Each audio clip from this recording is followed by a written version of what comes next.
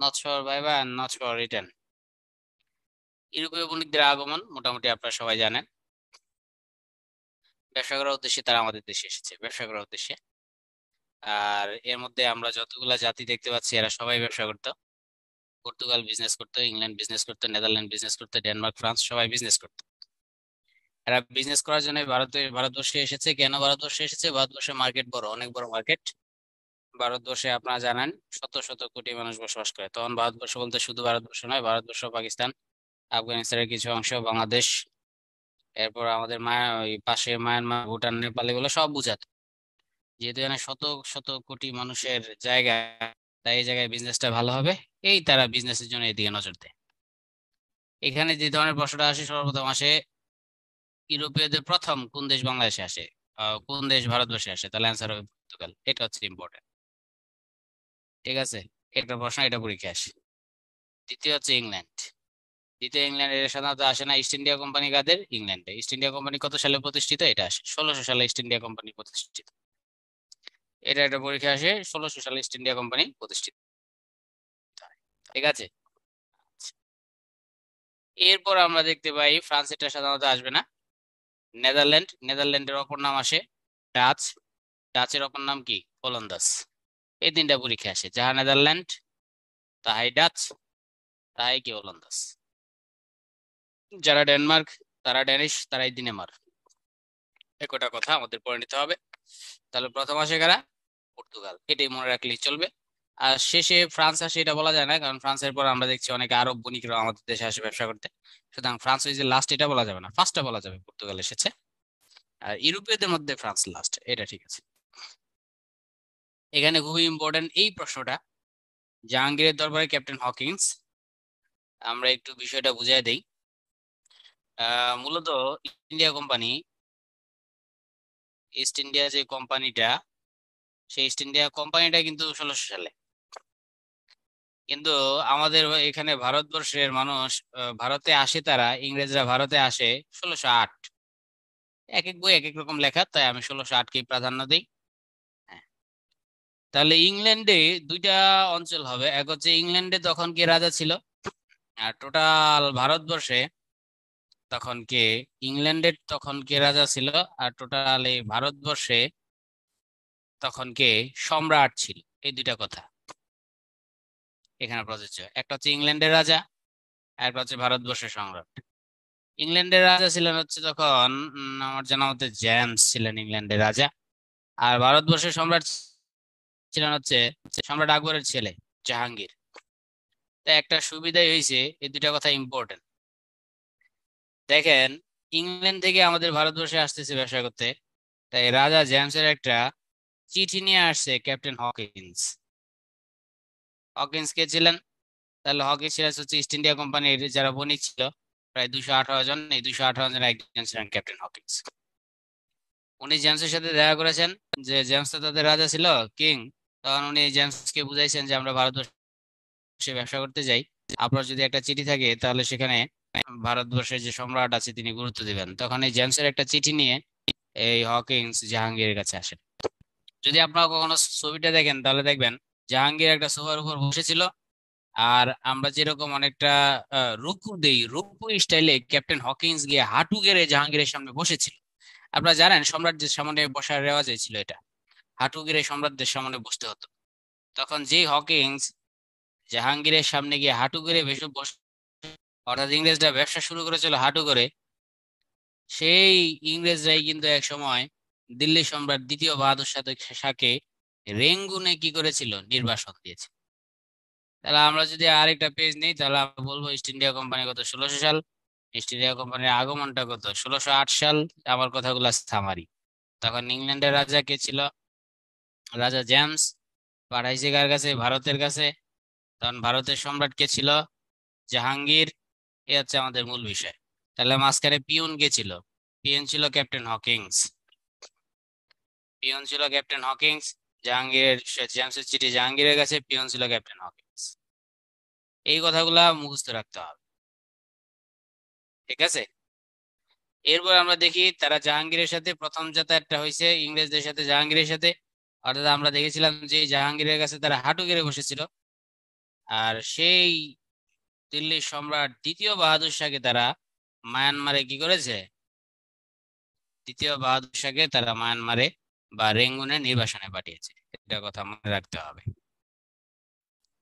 আশা করি আপনাদের মনে থাকবে। এটা বললেন ভাস্কো দা গামা ইউরোপ হতে ভারতের জলপথ আবিষ্কার করেন। এটা আমরা মনে হয় মোটামুটি বুঝি। আর বার্থোলোমিউ দিয়াস, এখানে দুইটা লোকের কথা আমি একটু ক্লিয়ার করে দেই, তাহলে আমাদের আরো বেশি সুবিধা হবে। এই যে একটা ম্যাপ থাকলে ভালোই, তো একটা ওয়ার্ল্ডের একটা ম্যাপ থাকলে, মানচিত্র থাকলে সুবিধা হইতো কথাগুলা বলতে। মানচিত্র না থাকলে একটু অসুবিধা হয়। আচ্ছা, আপনারা জানেন এই অঞ্চলটা হচ্ছে আফ্রিকা মহাদেশ, এই অঞ্চলটা হচ্ছে আমেরিকার কানাডা, এই অঞ্চলটা হচ্ছে আপনার সাউথ আফ্রিকা, আমি যদি সংক্ষেপে আঁকি। আর এই অঞ্চলটা হচ্ছে ইউরোপ, এই পুরো অঞ্চলটা ইউরোপ। আর এই অঞ্চলটা হচ্ছে এশিয়া ঠেশিয়া, এশিয়া ইউরোপটাকে আমি একখানে করে দিলাম। এই যে ইউরোপ থেকে এই যে ভারতবর্ষে আসবে, এটা হচ্ছে ভারতবর্ষ। এই যে ইউরোপ থেকে ভারতবর্ষ আসবে, তখন এদিক দিয়ে সুয়েজ খাল ছিল না, তখন এ পাশ থেকে ঘুরে এদিকে আসতে হতো।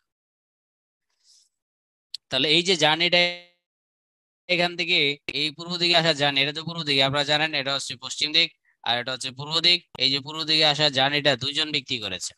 কয়জন ব্যক্তি? দুইজন ব্যক্তি। একজন ব্যক্তির নাম হচ্ছে বার্থেলো মিউদিয়াস, আর দুই নাম্বার হচ্ছে Vasco da Gama. Vasco da Gama, Vasco da Gama, দুইজন ব্যক্তি।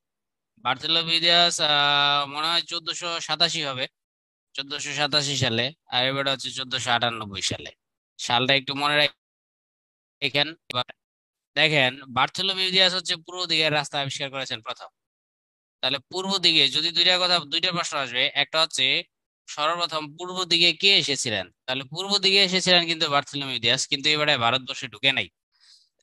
কিন্তু পূর্ব দিকে যদি বলা হয় পূর্ব দিকে ভারতে কে আগে এসেছিলেন, তাহলে অ্যান্সার হবে ভাস্কো দা গামা। তাহলে অ্যান্সার দুইটা। একটা হচ্ছে পূর্ব দিকের জলপথ আবিষ্কার কে করেছিলেন, সেটা হচ্ছে বার্থোলোমিউ দিয়াস। আর ভারতবর্ষে জলপথ আবিষ্কার কে করেছিলেন, তখন অ্যান্সার হবে ভাস্কো দা গামা। আশা করি আপনারা বিষয়টা বুঝেছেন। বার্থোলোমিউ দিয়াস পূর্ব দিকে এসে আবার ফিরে গিয়েছেন, আর ভাস্কো দা গামা পূর্ব দিকে এসে ডাইরেক্ট ভারতবর্ষে অবতরণ করেছেন। তাহলে এই দুইটা কথা আমাদের মনে রাখতে হবে।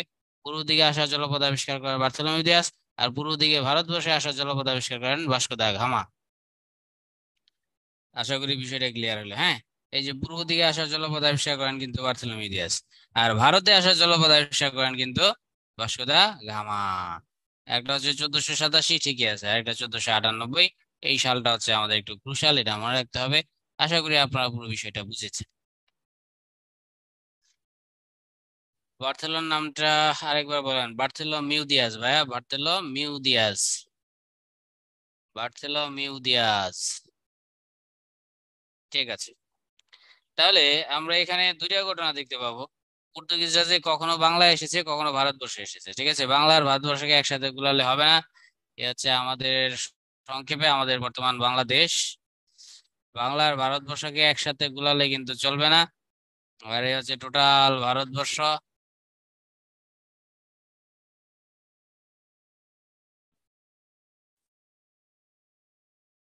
আর এই হচ্ছে বর্তমান পাকিস্তান।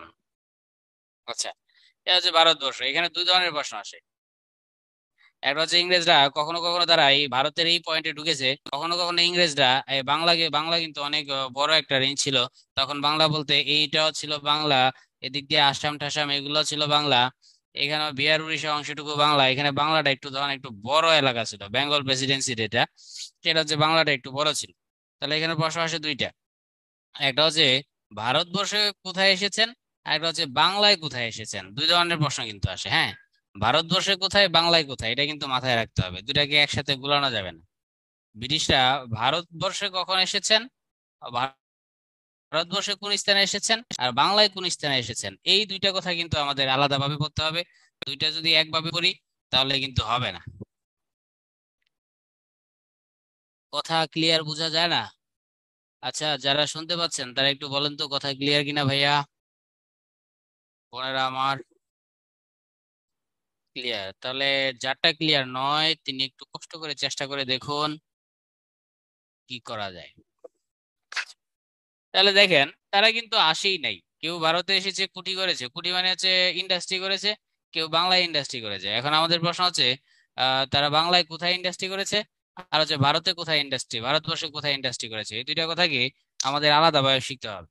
আর আমরা আসলে কাদেরটা কাদেরটা পড়বো, আমরা পর্তুগিজেরটা পড়বো আর ইংরেজটা পড়বো, এই দুইটা বললেই চলবে, আর কিছু আমাদের না বললেও চলবে। পর্তুগিজটা না বললেও চলবে, সবচেয়ে বেশি হচ্ছে ইংরেজেরটা পড়লেই হবে, ইংরেজটায় আসে, বাকিগুলা খুব বেশি আসে না, ইংরেজটায় আসে। ঠিক আছে, তাহলে ইংরেজটা দেখেন, ভারতে প্রথম কুঠি তারা কোথায় করেছে? সুরাটে। সুরাট হচ্ছে এই অঞ্চলটায়। ভারতে প্রথম কুঠি ইংরেজরা কোথায় করেছে? সুরাটে। তাহলে আমাদের দুইটা জায়গার নাম মনে রাখতে হবে, সুরাট আর হরিহরপুর। সুরাট আর হরিহরপুর কেন মনে রাখবো? ভারতবর্ষের প্রথম ইন্ডাস্ট্রি হয়েছে সুরাটে, আর বাংলায় প্রথম ইন্ডাস্ট্রি হয়েছে হরিহরপুরে। এই দুইটা কথা কিন্তু আমাদের মনে রাখতে হবে, ঠিক আছে? আর এইটা দেখছি মাঝে মাঝে আসে যে পর্তুগিজরা যেহেতু সবার আগে এসেছিল, সর্বপ্রথম ইন্ডাস্ট্রি হয়েছিল কোথায়? বাংলার হুগলিতে, হুগলি অঞ্চলটায় সর্বপ্রথম ইন্ডাস্ট্রি হয়েছিল বাংলার হুগলিতে, এটা পর্তুগিজদের ক্ষেত্রে। তো আমরা যে কটা মনে রাখবো, বাংলার হুগলি এলাকাটাকে মনে রাখবো যেখানে পর্তুগিজরা সর্বপ্রথম ইন্ডাস্ট্রি করেছে। তারপর আমরা বাংলার হরিহরপুরটা মনে রাখবো, যেখানে ইংরেজরা প্রথম ইন্ডাস্ট্রি করেছে, হরিহরপুর। তাহলে আমাদের মনে রাখতে হবে হুগলি, হরিহরপুর। আর ফরাসিটাও একটু মনে রাখেন, মাঝে মাঝে ফরাসিটা চলে আসে, চন্দননগর। চন্দননগরটা খুব বিখ্যাত জায়গা, তো এখনো ভারতে এই চন্দননগর খুব বিখ্যাত জায়গা, তাই চন্দননগরটা আসে। তাহলে বাংলার জন্য এই তিনটা জায়গা বেশি মনে রাখবো, তাহলে আমাদের একটু বেশি কাছে দিবে, ঠিক আছে? আচ্ছা, টোটাল ভারতবর্ষে আমরা মনে রাখবো সুরাট, কালিকটটাও মনে রাখা উচিত আমাদের। আর বাংলার জন্য মনে রাখবো তিনটা, হুগলি, হরিহর এবং চন্দননগর।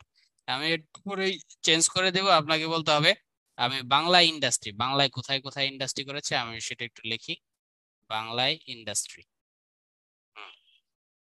বাংলায় তারা ইন্ডাস্ট্রি করেছে হুগলিতে, বাংলায় সর্বপ্রথম ইন্ডাস্ট্রি হচ্ছে হুগলিতে।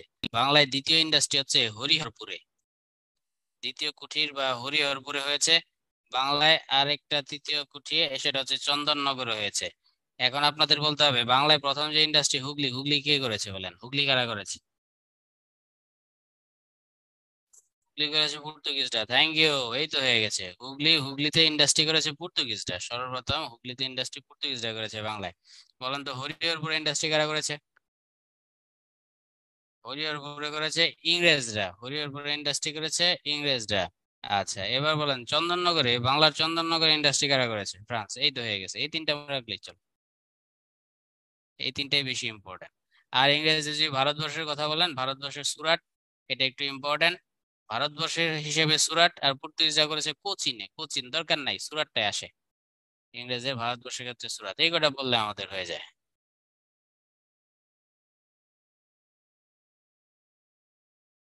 চন্দননগরে ফ্রান্স, হ্যাঁ চন্দননগরে ফ্রান্স, ঠিক আছে। ওকে, তাহলে এই পেজটা আমরা বুঝলাম। উম এখানে কিছু বিষয় আছে যেগুলো লাল দাগ আছে, সেগুলো আপনারা একটু পড়ে নিয়েন, সহজ জিনিস। পর্তুগিজের আমরা কি নামে ডাকতাম? ফিরিঙ্গি নামে, সেটা আমরা জানি। পিপলি টিপলি এগুলো লাগে না আমাদের, পিপলি টিপলি লাগে না। বাংলাদেশে চট্টগ্রাম, এটা একটু ইম্পর্টেন্ট। চট্টগ্রামের সপ্তগ্রামে, সপ্তগ্রাম হচ্ছে সোনারগাঁও, সোনারগাঁওতে তারা বাণিজ্য কুঠি স্থাপন করেছে, এটা একটু মনে রাখেন। আরাকান জলদস্যু যারা ছিল, সেই জলদস্যুদের আমরা মগ বলতাম, আর পর্তুগিজ জলদস্যুদের আমরা কি বলতাম? হারমাত। তাহলে আমাদের আরাকান থেকে এসে চট্টগ্রামের কাছাকাছি দুই ধরনের জলদস্যু আমাদের খুব ডিস্টার্ব করতে হয়, একটা হচ্ছে মগ জলদস্যু আর পর্তুগিজ হারমাত জলদস্যু। এই দুইটা কথা মনে রাখেন, হারমাত কারা? পর্তুগিজরা, এটা মনে রাখবেন। দেখেন, প্রথমে কিন্তু এলিজাবেথের অনুমতি নিয়ে সম্রাট আকবরের কাছে আসছে, কিন্তু তখন অনুমতি পায় নাই, সুতরাং এটা আমরা বেশি পড়বো না। আমরা পড়বো সম্রাট জাহাঙ্গীর থেকে। জাহাঙ্গীরের কাছে অনুমতি নিয়ে আসছিল, ক্যাপ্টেন হকিন্স ছিল হচ্ছে পিয়ন। তা ক্যাপ্টেন হকিন্স যদি পিয়ন থাকে, জাহাঙ্গীরের কাছে কার পত্র নিয়ে আসছিল বলেন তো? সম্রাট জাহাঙ্গীরের কাছে,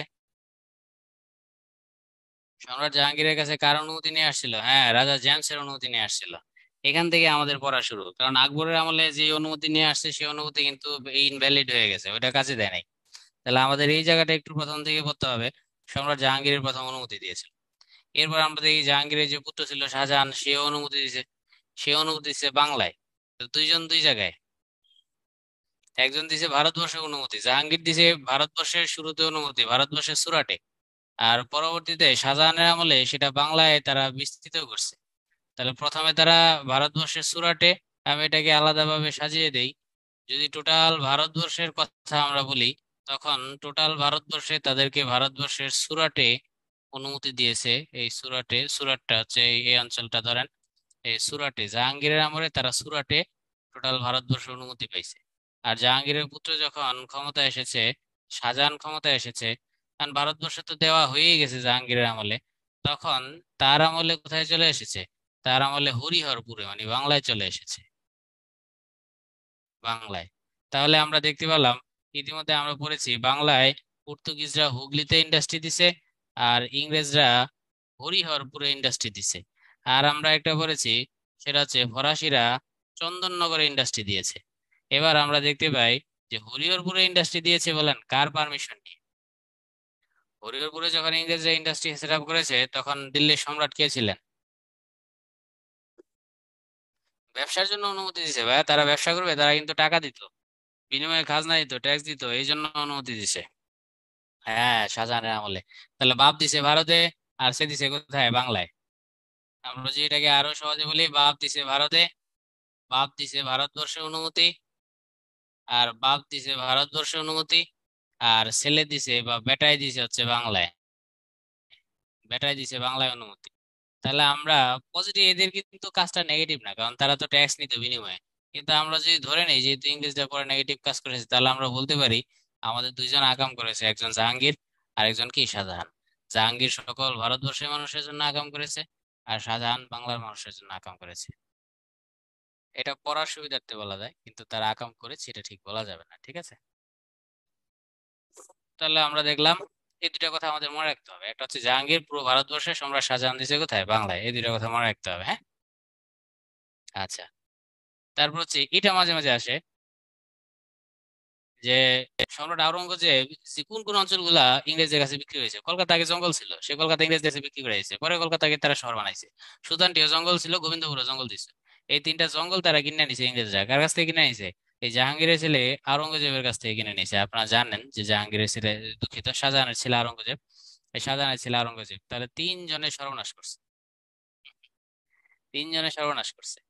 আপনারা দেখেন ইতিমধ্যে প্রথম যে নামটা পেয়েছেন সেটা হচ্ছে জাহাঙ্গীর, তারপর আমরা পেয়েছি জাহাঙ্গীরের ছেলে শাহজাহান, শাহজাহানের ছেলে হচ্ছে আওরঙ্গজেব।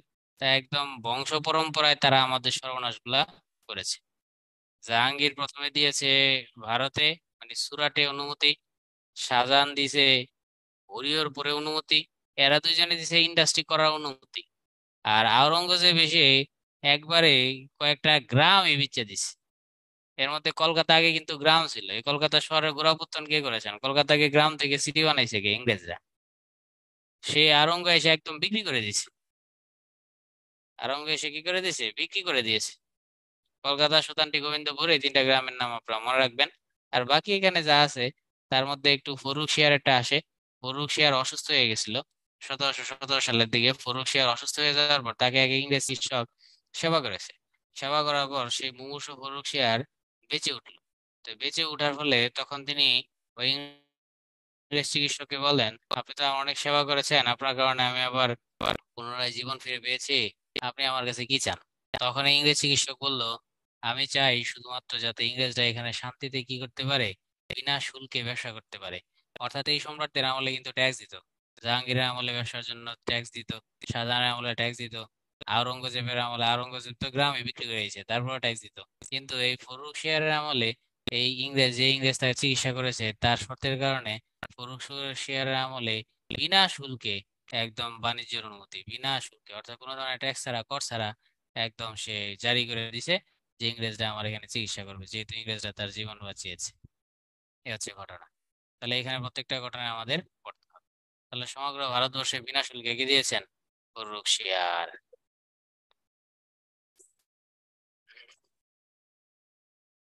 ইংরেজরা এটা,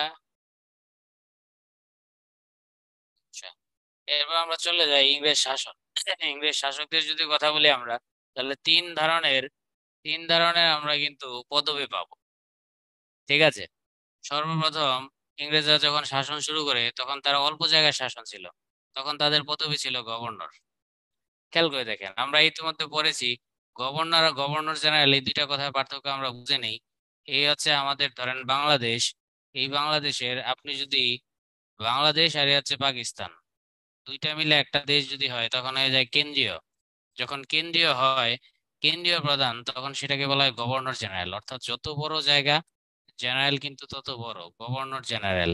আর যদি আপনি ছোট্ট জায়গার প্রধান হন তাহলে আপনি হবেন গভর্নর। তাহলে ইংরেজরা প্রথমে ছিল গভর্নর, কারণ প্রথমে ছোট জায়গা দখল করছে, এরপর বিশাল ভারতবর্ষ দখল করছে।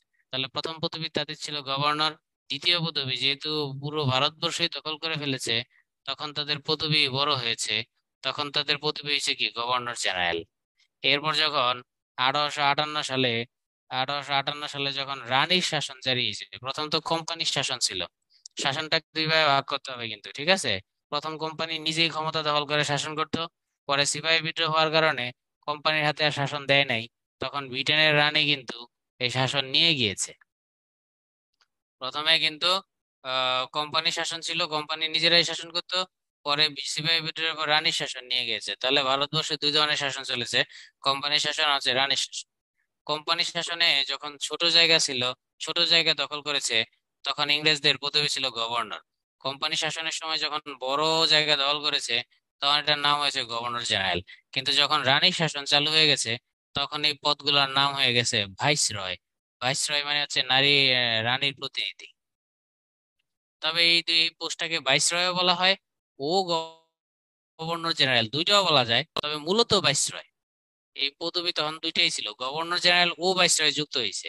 অর্থাৎ রানীর আমলে যারা শাসন করতো তাদেরকে ভাইসরয় তাদের প্রধান উপাধি। তাহলে আমরা দেখলাম যে তিনটা পদবি তাদের পাবো। কেন তিনটা পদবি? আমাদের প্রশ্ন করা হয় প্রথম গভর্নরকে, প্রশ্ন করা হয় শেষ গভর্নরকে, আবার প্রশ্ন করা হয় প্রথম গভর্নর জেনারেলকে, শেষ গভর্নর জেনারেলকে, আবার প্রশ্ন করা হয় প্রথম ভাইসরয়কে, শেষ ভাইসরয়কে। এইভাবে আমাদের এই তিনটা পদবীর জন্য 6টা আইটেম আমাদের শিখতে হয়। আশা করি কথাটা বোঝা গেছে, ক্লিয়ার হইলো কথা? এরা সবাই লর্ড ভাইয়া। যেমন গভর্নর যিনি, তিনি হচ্ছেন লাট সাহেব বা লর্ড। আর যিনি গভর্নর জেনারেল, বলেন তো দেখি, বড় লাটকে গভর্নর নাকি গভর্নর জেনারেল? আইডিয়া করে বলেন, বড় লাটকে গভর্নর নাকি গভর্নর জেনারেল? এই তো বুঝে গেছেন, বড় লাট হচ্ছে গভর্নর জেনারেল। গভর্নর জেনারেল না, শুধু জেনারেল না, গভর্নর জেনারেল হচ্ছে বড় লাট, হ্যাঁ। জি জি বলবেন। আচ্ছা, জেনারেল দ্বারা মনে হয় গভর্নর জেনারেলই বুঝাইছেন, বুঝছি। হ্যাঁ, কয়েল লাগবে। গুড। তাহলে এই তিনটা প্রথমে কিন্তু আমাদের একসাথে পড়তে হবে। তাহলে একসাথে পড়লে আমরা এদেরটা দেখবো, এক একজনের কিন্তু এক এক পোস্ট, ঠিক আছে? পোস্টের পার্থক্য হবে। আমরা কয়েকজনের নাম দেখি, কয়েকজনের নাম দেখলে আমরা কয়েকজন গভর্নর, কয়েকজন গভর্নর জেনারেল, এর প্রথম কোনটা শেষ কোনটা আমরা এর একটা ক্লিয়ার আইডিয়া এখন পেয়ে যাব।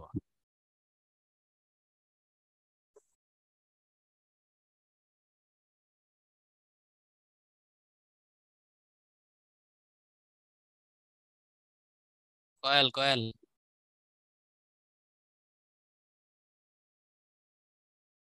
তাহলে আমরা কয় ধরনের পদবি পেলাম? আমরা 3 ধরনের পদবি পেলাম। তাহলে আমরা যিনি গভর্নর প্রথম আর যিনি গভর্নর শেষ, আমরা তার নামটা পরে রাখবো।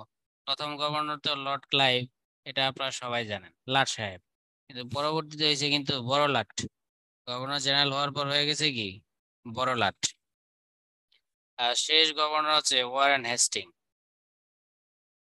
শেষ গভর্নর ওয়ারেন হেস্টিং। এরপর কিন্তু গভর্নর পদবিটা যখন তারা আর ভারতের অনেক জায়গায় দখল করলো, আমি আগেও বলছি, যখন ছোট জায়গায় তারা দখল করেছে তখন গভর্নর, যখন তারা বিশাল বড় ভূমি দখল করেছে তখন তারা গভর্নর জেনারেল পদবিটাকে আরো কি করেছে, বড় করেছে, তখন এটাকে আরো বড় করেছে। তাহলে জেনারেলি বোঝা যাচ্ছে, যেহেতু এবারে শেষ গভর্নর ছিল, যখন পদবি বড় হয়েছে গভর্নর জেনারেল, সুতরাং হেস্টিং এ কি হবেন, হেস্টিং হবে প্রথম গভর্নর জেনারেল, সেটা বোঝা যাচ্ছে, ঠিক না? হেস্টিং হচ্ছে প্রথম গভর্নর জেনারেল। আর আমরা যে শেষ গভর্নর জেনারেলের কথা হিসাব করি, তাহলে শেষ গভর্নর জেনারেল ছিল হচ্ছে লর্ড ব্যান্টিং। পুরো নাম হচ্ছে উইলিয়াম ব্যান্টিং, সংক্ষেপে আমি লিখে দিলাম লর্ড ব্যান্টিং। এরপর যখন রানী শাসন হইল 1858 সালে, সিপাহী জনতার বিপ্লব হইল, সিপাহী বিদ্রোহ হইলো 1857 সাল। এরপর রানী শাসন জারি হইল। আগে শাসন করতো কে? আগে শাসন করতো কোম্পানি, অর্থাৎ ব্যবসায়ীরা। পরে কোম্পানিরা যখন বিদ্রোহ বাধায় দিল, রানী সিপাহীদের সাথে বিদ্রোহ, তখন হলো রানী শাসন 1858 সালে। এরপর রানী শাসনের পর পদবিটার নাম হয়ে গেল কি ভাইসরয়। এবার ভাইসরয়ও বলা যায় এটাকে, আবার এটাকে গভর্নর জেনারেল ও ভাইসরয় এইটাও বলা যায়। এখন তাহলে প্রথম ভাইসরয় কি হবে? বুঝাই যাচ্ছে প্রথম ভাইসরয় হবে লর্ড ব্যান্টিং। এরপর শেষ ভাইসরয় কি হবে? শেষ ভাইসরয় হচ্ছে মাউন্ট ব্যাটেন। এটা হচ্ছে কত সালের ঘটনা? 1947 সালের ঘটনা। এটা মোটামুটি আপনাদের সবারই জানা থাকার কথা। ঠিক আছে, তাহলে মাউন্ট ব্যাটেন পুরো নামটা আমি না লিখলাম। এরপর কিন্তু ভারত 1947 সালে ভারত স্বাধীন হয়ে গেল। ভারত স্বাধীন হওয়ার পর ভারতের তো একজন প্রথম স্বাধীন ভারতে, এতদিন তো পরাধীন ভারত ছিল। এবার স্বাধীন ভারতের প্রথম গভর্নর জেনারেলকে, এটাও পরীক্ষায় আসে। স্বাধীন ভারতের প্রথম গভর্নর জেনারেল আমি গজে লিখলাম, ঠিক আছে। স্বাধীন ভারতের প্রথম গভর্নর জেনারেল কে, যিনি প্রথম, এবং স্বাধীন ভারতের শেষ গভর্নর জেনারেল কে, এই দুটো কি আপনাদের জানা আছে? যদি জেনে থাকেন তাহলে আমি আর অ্যান্সার দিব না, আর যদি না জেনে থাকেন তাহলে আমি অ্যান্সার দিব। স্বাধীন ভারতের প্রথম গভর্নর জেনারেল কে জানা নেই? আচ্ছা, স্বাধীন ভারতের প্রথম গভর্নর জেনারেল, দেখেন দেশ স্বাধীন হয়ে গেছে গা, দেশ স্বাধীন হয়ে গেছে কিন্তু ভারত তো পুরোপুরি প্রস্তুত ছিল না, রাজ্য চালনা তো ভালো বুঝে না। তাই ভারত কিন্তু মাউন্ট ব্যাটেনকে রেখে দিয়েছিল। ভারত কিন্তু মাউন্ট ব্যাটেনকে রেখে দিয়েছিল। মাউন্ট ব্যাটেন যতটুকু জানি 50 সাল পর্যন্ত ভারতের গভর্নর ছিল, গভর্নর জেনারেল ছিলেন। দেখেন দুইটা রাষ্ট্র হয়ে গেল, এটা পাকিস্তান আর এটা হচ্ছে ভারত। পাকিস্তানের গভর্নর জেনারেল হইলে কিন্তু জিন্না, এই জন্য পাকিস্তানের এত অধপতন হইলো। আর ভারত চালাকি করে মাউন্ট ব্যাটেনকে গভর্নর কিন্তু রেখে দিল, রেখে দিল, বা আরো আদার্স কাজ আছে সব মিলাই জিলা মাউন্ট ব্যাটেনে কিন্তু স্বাধীন ভারতের প্রথম গভর্নর জেনারেল থেকে গেলেন। ঠিক আছে, উনি থেকে গেলেন, মাউন্ট ব্যাটেন নিজেই থেকে গেলেন। উনি 48 সাল পর্যন্ত ছিল, 50 না 48 পর্যন্ত ছিল। এরপর টোটাল 50 সালে তো তাদের ইয়েই চলে আসলো, কি যেন সংবিধান তৈরি হয়ে গেল। 50 সালে ছিল হচ্ছে ওদের রাজা গোপালচারী। এইটা কিন্তু আসে যে শেষ গভর্নর জেনারেল কে ছিলেন? রাজা গোপালচারী। আমি পুরো নামটা লিখতে পারছি না, এখানে সংক্ষিপ্ত করে লিখে দিচ্ছি। রাজা গোপালচারী, চক্রবর্তী রাজা গোপালচারী, চক্রবর্তী রাজা গোপালচারী। উনি 50 সাল পর্যন্ত ছিলেন। তাহলে এইবারটা ছিল 47 48 2 বছর, আর গোপালচারী ছিল 49 50। এরপর ভারতের কি চলে আসলো, 50 সালে সংবিধান হয়ে গেল, ভারতে এবার প্রেসিডেন্ট চলে আসলো, আর গভর্নর জেনারেল পদটা রইলো না। এবার পুরো বিষয়টা কি মোটামুটি ক্লিয়ার হওয়া গেল নাকি প্যাচ প্যাচ আছে বলেন? বিশেষ করে এখানে স্বাধীন ভারতের প্রথম মাউন্ট ব্যাটেন আর শেষ গভর্নর গোপালচারী, এই দুজনের নাম কিন্তু মনে রাখতে হবে। তাহলে এখানে আমরা প্রশ্ন পাইলাম মোট কয়টা? 8টা। তাই এই পাঁচটা খুব ক্রুশাল একটা পেজ, এটাকে খুব বেশি মনে রাখতে হবে। ঠিক আছে,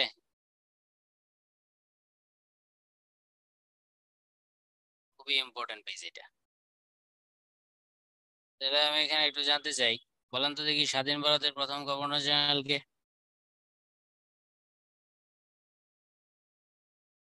স্বাধীন ভারতের প্রথম গভর্নর জেনারেল মাউন্ট ব্যাটেন।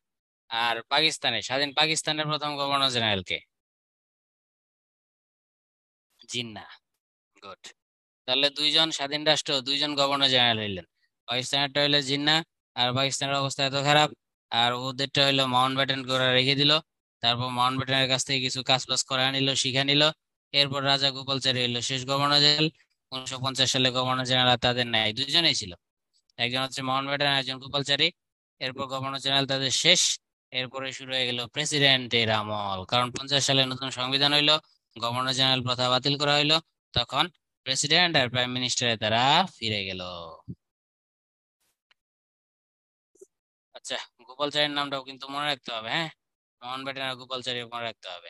এগুলো হচ্ছে কার আমলে কি নীতি হয়েছে, এগুলো খুব বেশি আসে না। লর্ড উইলিয়াম বেন্টিং আমলে সতীদাহ প্রথা, এটা বললেই চলবে, আর বাকিগুলো আমারই পড়ার দরকার নাই। অধীনতামূলক মিত্রতার নীতি, এটা হচ্ছে ওয়েলেসলি আমলে। মানে ওয়েলেসলি যারা স্বাধীনতা আন্দোলন করে তাদেরকে বলছিল, যদি আমি তোমাকে শত্রু ভাববো না, তোমাকে আর আমি অ্যাটাক করবো না, যদি তুমি আমার সাবঅর্ডিনেট হও, যদি তুমি আমার অধীনতা স্বীকার করো, যে তুমি ইংরেজদের অধীন, তারপর তুমি রাজা থাকবা, সমস্যা নাই। তুমি তোমার অঞ্চলে রাজা থাকবা, তুমি তোমার অঞ্চলে তুমি শাসন করতে পারবা, তোমার সম্মান বজায় থাকবে, কিন্তু তোমাকে অবশ্যই ইংরেজদের অধীনতা স্বীকার করতে হবে। যদি তুমি ইংরেজদের অধীনতা স্বীকার করো, তাহলে তোমার সাথে ইংরেজদের বন্ধুত্ব হবে। আর যদি অধীনতা স্বীকার না করো, তাহলে ইংরেজরা তোমাকে কি করবে? ধ্বংস করে দিবে। আচ্ছা, আমরা জানি ব্রিটিশরা অনেক আকাম করেছে। এর মধ্যে একটা ভালো কাজ করেছে কি, রেল যোগাযোগ স্থাপন করে দিয়েছে এই অঞ্চলে ব্রিটিশরা। না হয় হয়তো বা এই অঞ্চলে রেল যোগাযোগ হইতো না। মোটামুটি ভারতবর্ষকে সবটুকুই রেল যোগাযোগের আন্ডারে তারা এনেছে। তাই যদি আসে, উপমহাদেশে প্রথম রেল যোগাযোগ কে চালু করেছেন? ডাইলহৌসি। ডাইলহৌসির সাথে আবার খুব ঘনিষ্ঠ সম্পর্ক ছিল হচ্ছে বেন্টিং এর সাথে, ঘনিষ্ঠ সম্পর্ক ছিল রাজা রামমোহনের। আর ডালহৌসির সাথে ঘনিষ্ঠ সম্পর্ক ছিল হচ্ছে বিদ্যাসাগরের। এবার তাহলে আপনারা বুঝেই গেছেন তাহলে ব্যান্টিং কি করেছে, সতী দাহ বাতিল করেছে। আর বিদ্যাসাগরের সাথে যেহেতু সম্পর্ক, সুতরাং বিধবা বিবাহ বিবাহ চালু হয়েছে। এই যে বিধবা বিবাহ চালু হয়েছে। লর্ড ক্যানিং, ক্যানিং এর টাকা পয়সা সংক্রান্ত স্বভাব ছিল। আমি এখানে পড়তাম ক্যানিং বেশি মুদ্রা দোষী। ঠিক আছে, মুদ্রা সংক্রান্ত টাকা পয়সা সংক্রান্ত যা ছিল সব হচ্ছে লর্ড ক্যানিং। লর্ড ক্যানিং এর আমল এটা বেশি হইতো। এই যে কাগজের মুদ্রার প্রচলন করলো, এর আগে তো ছিল আপনারা জানেন যে কাগজের মুদ্রা ছিল না। তখন তাম্র মুদ্রা, রূপ মুদ্রা, স্বর্ণ মুদ্রা এইসব বংশং ছিল। পরবর্তীতে কাগজ উপমহাদেশে এখন যে আমরা কাগজের মুদ্রা, টাকা, 500 টাকার নোট, 100 টাকার নোট, 1000 টাকার নোট, এই নোট চালু করছে কিন্তু সর্বপ্রথম ক্যানিং, কাগজের মুদ্রা চালু করছে সে। ঠিক আছে। আচ্ছা, এরপর আপনারা দেখতে পাচ্ছেন 1856 থেকে 1862 পর্যন্ত। তাহলে বুঝতেই তো পারছেন 1857 এই সময় ছিল। সুতরাং সিপাহী বিদ্রোহ হয়েছে কার আমলে? সেটাও কার আমলে? লর্ড ক্যানিং এর আমলে। ঠিক আছে, সিপাহী বিপ্লব। আর প্রথম বাজেট, যখন এই টাকা চলে আসলো তখন বাজেটের প্রসঙ্গ চলে আসলো। বাজেটও সে করলো, প্রথম পুলিশও কিন্তু সে করলো। তাই এই যে আমরা যে আইসিএস বলি, ইন্ডিয়ান সিভিল সার্ভিস, আইসিএস আগে ছিল আইসিএস, এরপর পাকিস্তান আমলে ছিল আইপিএস, বর্তমানে হয়েছে বিসিএস। এই সবগুলা করছে কে? লর্ড ক্যানিং। ঠিক আছে, তাই ক্যানিংটা একটু আরো ভালো করে করতে হবে। মেও আদমশুমারি করছে, এটা একটু করে নিয়ে এক নজর। লাল দাগ দেওয়া গুলো পড়বেন আর কি। আর লিটন খুব বাজে ছিল। ইনি সাহিত্যিক ছিল কিন্তু ব্যাড ম্যান ছিল, ভেরি ব্যাড ম্যান। লিটনের নাম মনে রাখবেন, ভেরি ব্যাড ম্যান ছিলেন। ঠিক আছে, লিটন ভেরি ব্যাড ম্যান ছিলেন। আর ভেরি গুড ম্যান ছিলেন হচ্ছে রিপন। এই দুইটা কথা মনে রাখবেন। একজন হচ্ছে গুড রিপন, আর হচ্ছে ব্যাড লিটন। কেন মনে রাখবেন? দেখেন আমাদের দেশে যত আকাম আছে, এই আকাম গুলা লিটন করছে। আর যত ভালো কাজ আছে, রিপনে অনেকগুলা ভালো কাজ করছে। আমরা দেখি লিটনে কি আকাম করছে। এর মধ্যে একটা হচ্ছে সংবাদপত্র আইন। যত দেশীয় সংবাদপত্র আছে, সমস্ত দেশীয় সংবাদপত্রের স্বাধীনতা সে হরণ করে দিছে। তাহলে এটা আর তার বেশি বড় নাই। রিপনের গুড গুড অ্যাক্টিভিটিস গুলো আমরা পড়তে পারি। রিপন দেখেন স্থানীয় সরকার ব্যবস্থা চালু করছে। তারপর হচ্ছে এই যে আকাম্য আইন আইন করছিল লিটনে, সেটা আইসা সে কি করছে? বাতিল করছে। সবচেয়ে গুরুত্বপূর্ণ জিনিস সেটা হচ্ছে হান্টার কমিশন। এই যে শিক্ষা কমিশন, শিক্ষা প্রসারে কিন্তু এই রিপনের একটা বিশাল কি আছে? অবদান আছে। সেই শিক্ষা প্রসারে প্রথম প্রথম শিক্ষা কমিশন, হান্টার কমিশন, সে প্রতিষ্ঠা করছে লর্ড রিপন। এরপর ইলবার্ট বিল করছে। ইলবার্ট বিলের গুরুত্ব এত বেশি যে আগে ইচ্ছা মতো আমাদের বিচার কি করতে পারতো? ব্রিটিশরা করতে পারতো। অর্থাৎ ইউরোপীয়রা আমাদের বিচার করতো। চিরকালে ইউরোপীয়রা ছিল বিচারক, চিরকালে আমরা ভারতবর্ষের লোক ছিলাম হচ্ছে কি আসামি। কিন্তু রিপন এসে এমন একটা আইন করলেন যে ইউরোপীয়দের তিনি বিচারের আওতায় নিয়ে আসলেন। অর্থাৎ যে সমস্ত বিজনেসম্যানরা অত্যাচার করবে তাদেরকে বিচার করা যাবে, যে সমস্ত প্রশাসকগণ অত্যাচার করবে তাদেরকে বিচার করা যাবে। এই যে ইউরোপীয়দের বিচারের অধিকার, এটা সর্বপ্রথম লর্ড রিপন প্রতিষ্ঠা করেছেন। এর আগে কোনো লর্ডেই এই কামগুলা করে নাই। এটা হচ্ছে ইলবার্ট বিল। এটা খুবই ইম্পর্টেন্ট, তাই লর্ড রিপনটা পড়বেন, লর্ড ক্যানিংটা পড়বেন, এইগুলো একটু বেশি বেশি পড়বেন। কার্জন হলের কারণে, একটা হল থাকার কারণে কার্জন সম্পর্কে আপনারা মোটামুটি সব জানেন। বঙ্গভঙ্গ হয়েছিল লর্ড কার্জনের আমলে, এটা আপনাদের জানা আছে। আর এখানে বঙ্গভঙ্গ কার্জনের আমলে বঙ্গভঙ্গ হয়েছিল। আর লর্ড হার্ডিঞ্জের আমলে, হার্ডিঞ্জ ব্রিজ যার নামে, তার নাম আপনারা সবাই জানেন। কার্জন হলের কারণে কার্জনের নাম সবাই জানে। আর হার্ডিঞ্জ ব্রিজের কারণে হার্ডিঞ্জের নাম সবাই জানে। সেটা হচ্ছে বঙ্গভঙ্গ বাতিল করেছিল কিন্তু হার্ডিঞ্জ। আর ঢাকা বিশ্ববিদ্যালয় প্রতিষ্ঠার জন্য নাথান কমিশন গঠন করেছিল হার্ডিঞ্জ। একটা দেখেন হান্টার কমিশন, আর একটা কিন্তু নাথান কমিশন। এই দুইটা কথা কিন্তু দুই ধরনের। একটা হচ্ছে এই অঞ্চলে শিক্ষার জন্য হান্টার কমিশন। সবার আগে, অনেক আগে হয়েছে হান্টার কমিশন। প্রথম শিক্ষা সংক্রান্ত প্রথম কমিশনের নামই কিন্তু হান্টার কমিশন, ব্রিটিশ ভারতে। আর ঢাকা বিশ্ববিদ্যালয়ের জন্য যে কমিশন, সেই কমিশনের নাম হচ্ছে কি? Nathan commission. এই দুইটা কিন্তু দুইজনে করেছে। তাহলে উপমহাদেশের প্রথম শিক্ষা কমিশনের নাম কি বলেন? উপমহাদেশের প্রথম শিক্ষা কমিশনের নাম কি? Hunter commission. Good. Hunter commission করেছে রিপন। হান্টার কমিশন কে করেছে? রিপনের হান্টার কমিশন। আর নাথান কমিশন করেছে হচ্ছে হার্ডিঞ্জে। এই দুইটা জিনিস মনে রাখতে হবে, একটা Hunter commission versus Nathan commission. ট্রান্সপোর্টের রাওলাট আইন, এই হচ্ছে এর কারণেই জালিয়ানওয়ালাবাগ হচ্ছে হত্যাকাণ্ড ঘটেছে। তার সমস্ত খলনায়ক, এই খলনায়ক হচ্ছে ট্রান্সপোর্ট। খলনায়ক হচ্ছে ট্রান্সপোর্ট। এই রাওলাট আইন করছে। রাওলাট আইন মানে হচ্ছে দেখা মাত্রই গুলির নির্দেশ। এই দেখা মাত্রই গুলির নির্দেশ কেন করলো এবং সেই গুলির জন্য কৈফিয়ত দিতে হবে না, মানুষ মারা ফেললে সেই আইনের কোনো কৈফিয়ত নাই। এই যে রাওলাট আইনটা করলো, এই রাওলাট আইনের বিরুদ্ধেই। আপনারা জানেন যে পাঞ্জাবে মানে হচ্ছে শিখরা যেখানে থাকে, এই শিখরা বিশাল বড় অনুষ্ঠান করলো। সেই অনুষ্ঠানের হচ্ছে শিখদের স্বর্ণ মন্দিরে তারা করলো পাঞ্জাবের অমৃতসরে। সে অমৃতসরে একজন জেনারেল ছিল ডায়ার, এই জেনারেল ডায়ার গিয়া ফায়ার করে দিল। 3,000-এরও বেশি লোক সে মাইরা ফেলছে কয়েক ঘন্টার মধ্যেই। এই রাওলাট আইনের কারণেই এই জালিয়ানওয়ালাবাগ হত্যাকাণ্ডটা ঘটলো। রাওলাট আইনের কারণে প্রতিবাদ হইলো, প্রতিবাদ সমাবেশে ওই হত্যাকাণ্ড ঘটাইলো জেনারেল ডায়ার। রবীন্দ্রনাথ ঠাকুর নাইট উপাধি বর্জন করলো। এটা হচ্ছে সর্বশেষ ভাইসরয় তিনি। আবার প্রথম যিনি গভর্নর, স্বাধীন ভারতের প্রথম গভর্নর জেনারেল তিনি। এই যে স্বাধীন ভারতের প্রথম গভর্নর জেনারেল তিনি, সর্বশেষ ভাইসরয় তিনি মাউন্টব্যাটেন। এই কটা আমাদের পড়লে চলবে, আর কিছু লাগবে না। বঙ্গভঙ্গ রদ ঘোষণাকারী ব্রিটিশ লর্ডকে লর্ড হার্ডিঞ্জ। নাথান কমিশন তার। ঢাকা বিশ্ববিদ্যালয়ের যে কমিশন, নাথান কমিশন তার। Nathan commission versus Hunter commission. অনেকেই দুইটাকে গুলায় ফেলে, তাই আমি দুইটা বারবার এমফাসাইজ করছি। এটা হচ্ছে ব্রিটিশ ভারতের প্রথম কমিশন, হান্টার কমিশন। আচ্ছা, এখানে হচ্ছে আমরা যা দেখতে পাচ্ছি সেটা হচ্ছে কি, দেখি আমাদের কন্টেন্টটা কি। এর মধ্যে আমরা একটু ইস্ট ইন্ডিয়া কোম্পানির ভারত শাসন, গুরুত্বপূর্ণ ঘটনার সময় লেফটেন্যান্ট জেনারেল গভর্নর তাদের শাসন আমলকাল। ঠিক আছে, কোন সময় কারা ছিল সেটা হচ্ছে আমরা একটু দেখে নিব। এখন দেখি সিপাহী বিদ্রোহ কার আমলে হয়েছিল সেটা পড়বেন। জেমস হলিডের সময় সিপাহী বিদ্রোহ হয়েছিল, অর্থাৎ তখন কিন্তু ভারতের না। একটু আগে বলতে পারেন যে স্যার আমরা তো সিপাহী বিদ্রোহের সময় লর্ডের নাম করেছি, গভর্নর জেনারেল। গভর্নর জেনারেল তো সমগ্র ভারতবর্ষের ক্ষমতায়। আর যারা গভর্নর জেনারেল নন তারা তো লেফটেন্যান্ট জেনারেল, ছোটখাটো গভর্নর। বাংলায় বাংলায় আলাদা গভর্নর ছিল। তারপর হচ্ছে আপনার ওই পশ্চিমে আলাদা গভর্নর ছিল, বিভিন্ন জায়গায় বিভিন্ন গভর্নর ছিল। ইয়ারগুলো পড়তে হবে না, ইয়ারগুলো পড়তে হবে না। এটা কিন্তু শুধু বাংলার ইতিহাস। এতক্ষণ আমরা যেটা পড়ছি সেটা হচ্ছে টোটাল ভারতবর্ষের ইতিহাস। এই যে গভর্নর জেনারেলটা মানে হচ্ছে টোটাল ভারতবর্ষের ইতিহাস পড়ছি আমরা এতক্ষণ।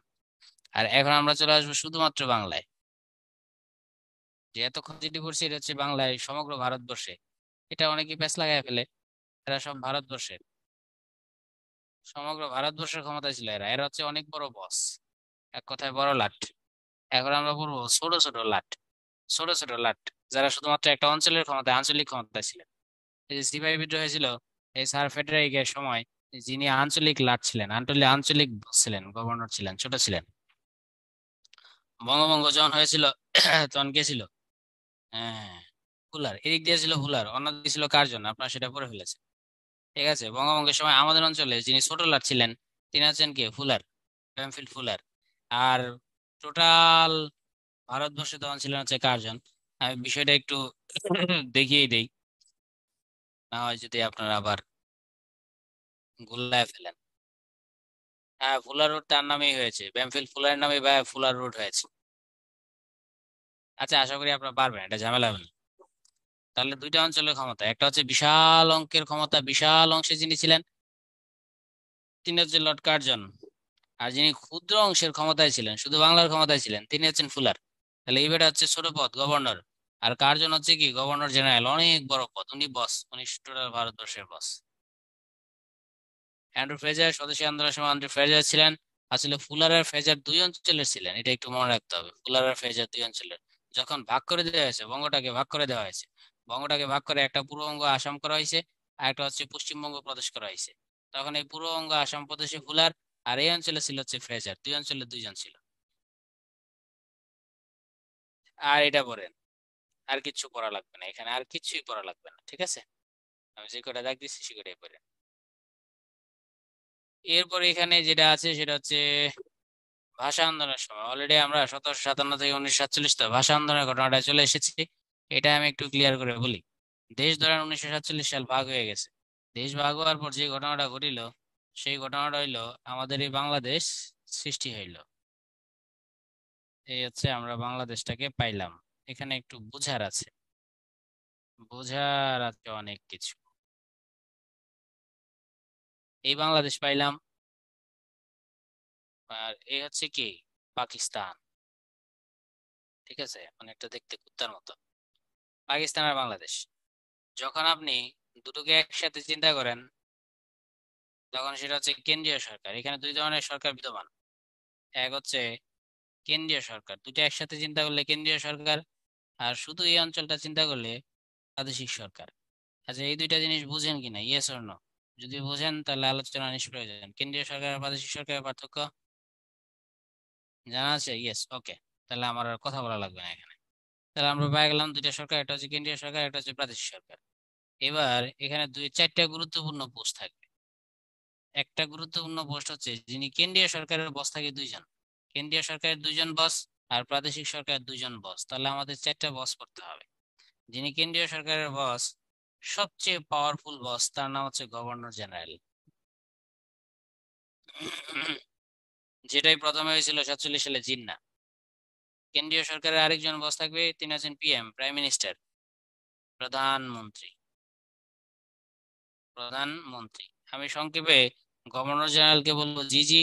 গভর্নর জেনারেল, প্রধানমন্ত্রী তো পিএম সবাই জানেন। তাহলে এবার প্রাদেশিক সরকারের যিনি বস থাকবেন, এই অঞ্চলের যিনি বস থাকবেন, শুধু আঞ্চলিক বস, এই আঞ্চলিক বসের পোস্টের নাম থাকে হচ্ছে গভর্নর। উনি কিন্তু শুধু গভর্নর, আঞ্চলিক বস হচ্ছে গভর্নর।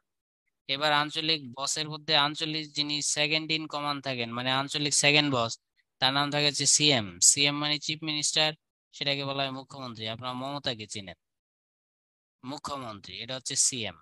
তাহলে এরকম আমাদের চারটা পোস্ট করতে হবে। তাহলে টোটাল পাকিস্তানের বস যিনি, তিনি হচ্ছেন গভর্নর জেনারেল। টোটাল পাকিস্তানের দ্বিতীয় বস যিনি, তিনি হচ্ছেন পিএম বা প্রধানমন্ত্রী। যেমন সমগ্র ভারতবর্ষের বস হচ্ছে কে? সমগ্র ভারতবর্ষের বস হচ্ছে পিএম। পিএম কেটা? নরেন্দ্র মোদী। আর শুধুমাত্র কলকাতার কলকাতার যিনি প্রধান, তিনি কিন্তু মুখ্যমন্ত্রী সিএম মমতা ব্যানার্জি, এরকম আর কি। তাহলে সমগ্র পাকিস্তানের প্রধান দুইজন, আর আঞ্চলিক প্রধান একজন গভর্নর, আর একজন হচ্ছে কি সিএম, মুখ্যমন্ত্রী। তাহলে এবার কি এই বিষয়টা, চারটা পোস্টের পার্থক্য বোঝা গেল? অধিকাংশই বোঝেন, যারা বলেন বললেন বা জানি না বললেন তারা এবার ক্লিয়ার হলেন কিনা? কোনো কনফিউশন থাকলে প্রশ্ন করতে হবে, কারণ পরে হয়তো বা প্রশ্নের সুযোগও পাবেন না, স্লাইড বেশি থাকে তো, পরে অনেক থাকে। গুড। এবার আমরা দেখবো নেতা কারা ছিল। ঠিক আছে, 47 সালে, 47 সালের নেতা কারা কারা ছিল আমরা সেটা দেখবো। আচ্ছা, এখানে সাজানো গোছানো নাই, তাই আমি গুছিয়ে দিচ্ছি। 47 সালে কারা নেতা ছিল? এই যে 1 নাম্বার নেতা, এখানে যেহেতু জায়গা নাই তাই আমি এখানে নাম্বার দিয়ে অন্য কালি দিয়ে লিখে দিচ্ছি। যিনি 47 সালে সমগ্র পাকিস্তানের প্রধান হইলেন, তিনি হচ্ছেন জিন্নাহ। অর্থাৎ পাকিস্তানের সবচেয়ে বড় নেতা তিনি। পাকিস্তানের দ্বিতীয় সর্বোচ্চ নেতা ছিল লিয়াকত। দ্বিতীয় সর্বোচ্চ নেতা লিয়াকত, উনি হচ্ছেন জিজি। আর উনি হচ্ছেন পিএম, প্রাইম মিনিস্টার। আর এই অঞ্চলে, আমাদের অঞ্চলের নেতা, 3 নাম্বার পাওয়ারফুল নেতা, উনি হচ্ছেন জি বা গভর্নর। উনি হচ্ছেন জি বা গভর্নর। ওনার নাম ছিল হচ্ছে খাজা নাজিম। দুঃখিত, ওনার নাম ছিল হচ্ছে চার্লস বোন। এটা কিন্তু পরীক্ষায় আসে, চার্লস বোন। আর 4 নাম্বার ছিল হচ্ছে সিএম, মানে চিফ মিনিস্টার, মুখ্যমন্ত্রী। মুখ্যমন্ত্রী ছিল হচ্ছে খাজা নাজিম। দেখেন, পাকিস্তান কিন্তু স্বাধীন হয়ে গেছে। পাকিস্তান স্বাধীন হইলেও পূর্ব বাংলার যে গভর্নর, গভর্নর কিন্তু ইংরেজ। এটা কিন্তু মনে রাখতে হবে। পাকিস্তান স্বাধীন হওয়ার পর চারটা পোস্টের তিনটাই মুসলমান, কিন্তু একজন ইংরেজ রয়ে গেছে। এটাই পরীক্ষায় প্রচুর আসে, কিন্তু অনেকেই পারে না। ভাষা আন্দোলনের সময়, ভাষা আন্দোলনের সময় বললে ভুল হবে, ভাষা আন্দোলনের তো আসলে দুইটা স্টেজ। একটা স্টেজ হচ্ছে ভাষা আন্দোলন 47-48 সাল, আরেকটা স্টেজ হচ্ছে ভাষা আন্দোলন 52 সাল। তো ভাষা আন্দোলনের সময় আমাদের যে পূর্ববঙ্গ, পূর্ববঙ্গের গভর্নর ছিলেন হচ্ছে এই চার্লস বোন, সংক্ষেপে চার্লস বোন বলা হয়। চার্লস বোন পুরা নাম, সংক্ষেপে চার্লস বোন বলা হয়। এই চার্লস বোন বা চার্লস বোন ভাষা আন্দোলনের সময় কি ছিলেন? ভাষা আন্দোলনের প্রথম পর্যায়ে, চূড়ান্ত পর্যায়ে না, 52 সালে না, প্রথম পর্যায়ে তিনি এই অঞ্চলের গভর্নর ছিলেন। এটা মনে রাখতে হবে। তাই যদি বলা হয় স্বাধীন স্বাধীন পাকিস্তানে, স্বাধীন পাকিস্তানে পূর্ব পাকিস্তানের গভর্নর, প্রথম গভর্নর কে ছিলেন বললেন? পূর্ব পাকিস্তানের প্রথম গভর্নর, চারটা পোস্টের মধ্যে একটা ছিল খ্রিস্টান পোস্ট। বলেন, পূর্ব পাকিস্তানের প্রথম গভর্নর? চার্লস বোন, গুড। চার্লস বোন বা চার্লস বোন, গুড, হয়ে গেছে। না জিন্না, না জিন্না গভর্নর জেনারেল ভাইয়া। জিন্না গভর্নর জেনারেল ছিলেন, অনেক বড় পোস্ট। আর শুধু পূর্ব পাকিস্তানে ছিল এই চার্লস বোনের ক্ষমতা ছিল শুধু এই অঞ্চলে, পূর্ব পাকিস্তানের গভর্নর ছিলেন। এটা কিন্তু আসে, এবং এটা অনেকেই ভুল করে। খাজা নাজিম বা ফিরোজ খান নূন এসব অ্যান্সার দিয়ে দেয়। তাহলে ভাষা আন্দোলনের প্রথম পর্যায়ে, কিন্তু এই প্রশ্নটা হবে ভাষা আন্দোলনের প্রথম পর্যায়ে। আর এই ফিরোজ খান নুনের ঘটনাটা আছে, এটা হচ্ছে ভাষা আন্দোলনের দ্বিতীয় পর্যায়ে, মানে এটা 52 সালের ঘটনা। আর বাকিগুলা পড়ার দরকার নেই, এই নিচের গুলা পড়ারও দরকার নেই। আচ্ছা, তো ফিরোজ খান নুনের ঘটনাটা কি আমার দেখায় দেওয়া লাগবে, সেটা আমি দেখিয়ে দিই যাতে আপনাদের সুবিধা হয়।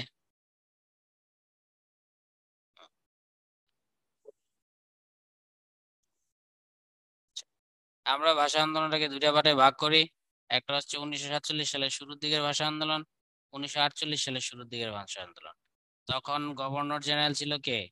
জিন্না। এরপর 48 সালে জিন্না মারা গেল, জিন্না 48-এ মরিয়ে গেছে গা। এরপর হচ্ছে পিএম, 2 নম্বরে ভাষা আন্দোলনের শুরুর দিকে পিএম ছিলেন হচ্ছে লিয়াকত। পিএম ছিলেন লিয়াকত।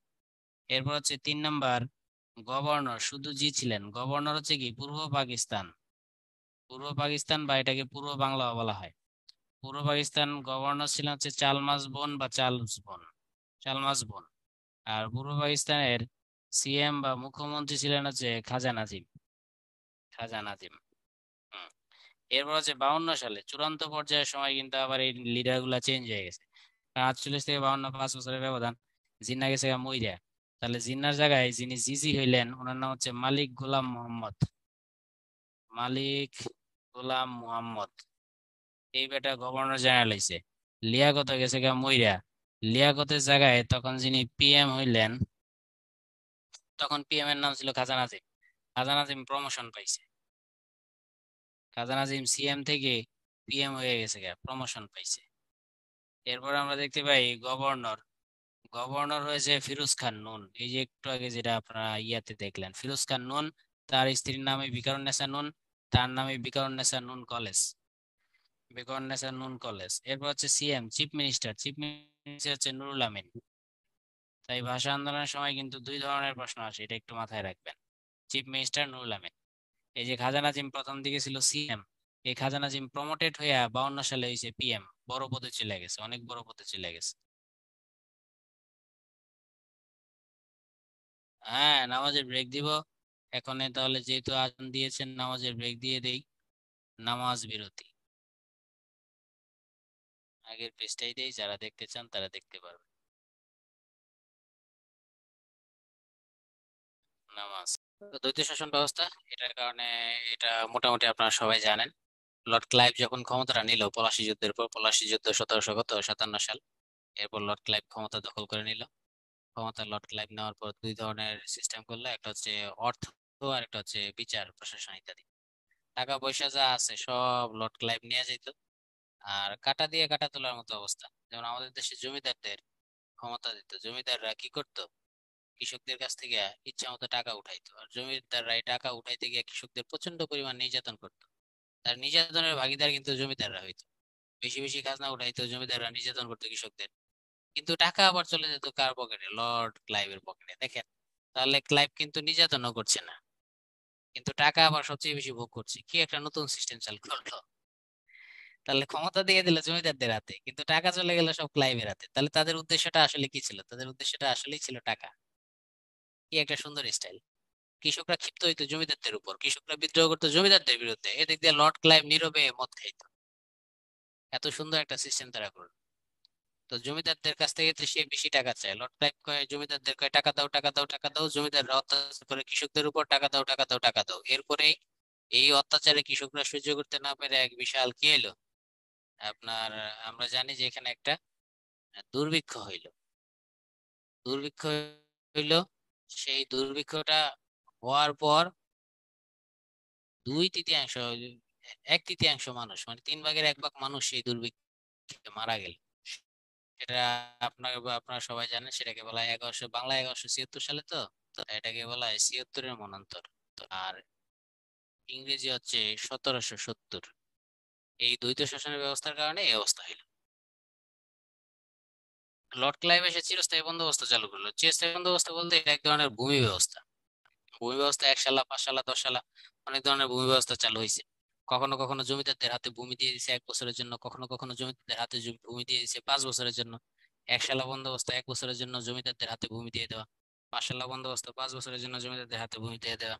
আর যেটা হচ্ছে চিরস্থায়ী বন্দোবস্ত, একটা 10 সালা বন্দোবস্ত আছে। চিরস্থায়ী বন্দোবস্ত যেটা, সেটা হচ্ছে চিরস্থায়ী ভাবে জমিদারদের হাতে ভূমি দিয়ে দেওয়া। এই যে জমিদারদেরকে ভূমির মালিক দিয়ে দিল, সেটা কিন্তু লর্ড কর্নওয়ালিস। ঠিক আছে, একটু না বুঝাইলে আপনারা বুঝবেন না। ধরেন এই পুরো জমিটা একটা জমিদার নামে দিয়ে দিল, জমিদার অরণ সিং। হ্যাঁ, ঠিক আছে। এই জমিদার এই সমস্ত ভূমির খাজনা উঠাইতো। তার আন্ডারে থাকতো রায়ত। রায়তরা হচ্ছে, ধরেন রায়ত হচ্ছে দুলাল, আমার কথাই বললাম, দুলাল রায়ত, রায়ত। তারা হচ্ছে জমি নিয়ে, দুলাল এতটুকু জমি নিয়ে চাষ করে, কাউসার এতটুকু জমি নিয়ে চাষ করে, আবার ধরেন মামুন এতটুকু জমি নিয়ে চাষ করে, এরা হচ্ছে রায়ত। আবার এক জাতীয় ছিল কোরফা। এই কোরফা ধরেন জিসান ভাই এতটুকু জমি নিয়ে চাষ করে, অথবা ধরেন এখানে অর্ক ভাই এতটুকু জমি নিয়ে চাষ করে, এই রায়ত কোরফা। এরা হচ্ছে এই জমিদারদের আন্ডারে, জমিদাররা এই সবকিছুর মালিক থাকতো, এরা জমিদারদের আন্ডারে এতটুকু এতটুকু জমি নিয়ে কি করতো, চাষ করতো।